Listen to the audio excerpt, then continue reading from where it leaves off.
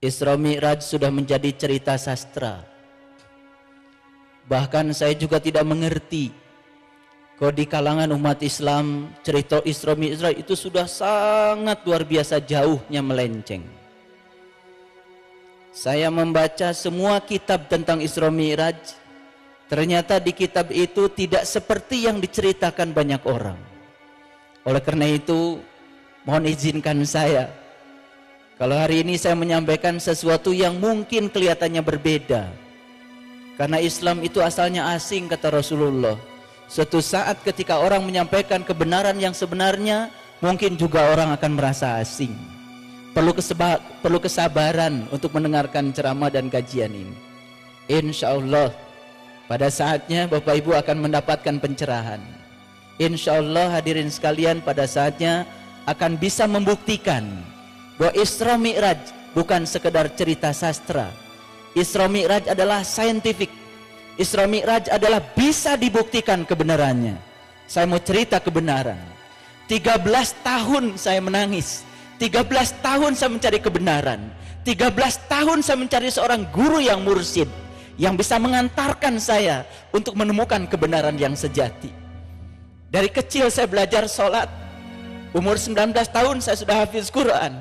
Karena bapak saya kiai. Semakin saya membaca Quran, semakin dalam membaca Quran, saya semakin tidak bisa tidur. Semakin gelisah batin ini. Katanya Allah ada bersama dengan kita, lebih dekat kepada kita daripada urat leher kita. Tapi kita belum bisa membuktikannya. Katanya Allah bersama dengan kita, tapi sholat saya selama itu tidak pernah bisa khusyuk. Rakaat demi rakaat dilakukan, tetapi apa yang saya ingat, apa yang saya sembah, saya tidak mengerti. Saya membaca Quran surat Al-Ma'un, Ara'aital ladzi yukadzibu biddin, celakalah para pendusta agama. Fazalikal ladzi yad'ul yatim, yang mentelantarkan yatim. Siapa yatim itu sesungguhnya? Dari kehidupan kita sehari-hari kita tahu yang namanya yatim adalah mereka yang tak beribu, yang tak berbapa. Tapi begitu saya membuka lembaran-lembaran kitab yang hakiki, ternyata yatim bukan yang tak beribu tak berbapa. Bukan manusia yang namanya yatim. Yang tak beribu, yang tak berbapa bukan manusia. Setiap manusia yang lahir ke dunia pasti ada ibunya, pasti ada bapaknya. Betul? Cuman ada yang sudah meninggal, ada yang masih hidup. Siapa yatim itu sesungguhnya? Yang tak beribu, yang tak berbapa. Berarti yang yatim adalah yang tidak pernah dilahirkan. Siapa yang tidak pernah dilahirkan? Yang tidak pernah dilahirkan adalah jiwa kita. Yang tidak pernah dilahirkan adalah diri sejati kita. Itu yang tidak pernah dilahirkan. Itulah diri kita yang sebenarnya, yang ditiupkan langsung oleh Allah. Fa idza sawaituhu wa nafakhtu fihi min ruhi faqul lahu sajidin. Dan ketika aku telah selesai menciptakan tubuhmu, aku tiupkan ruhku. Itu yang yatim.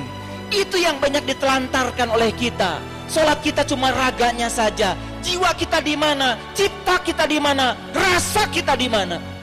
Kita tidak pernah berhubungan dengan yang tiga, hanya berhubungan dengan raga saja.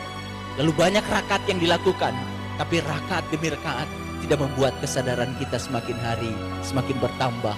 Tetap sakit hati kalau diomongin orang, tetap marah ketika orang marah kepada kita, tetap reaktif kepada situasi yang tidak kita inginkan, tidak pernah nyaman dalam kontradiksi. Kalau kita nyaman ketika kita mendapatkan yang kita ingin, itu biasa. Tapi kalau kita tetap nyaman dalam kontradiksi, mendapatkan yang tidak kita inginkan, tetap nyaman, itu ukuran spiritual. Disitulah ukurannya akhlak kita. Sholat bukan tujuan, tujuan kita adalah akhlak. Nabi Muhammad menjadikan sholat sebagai sarana untuk membangun akhlak.